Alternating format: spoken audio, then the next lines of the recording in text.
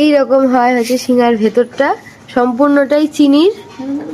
এই শিঙাগুলো প্রতিবারই হচ্ছে আমাদের মানে তিন দাদুর, আমার জেঠু, কাকা প্রত্যেকের ঘরে ঘরে, মানে প্রত্যেক ফ্যামিলিটা একটা করে যায়।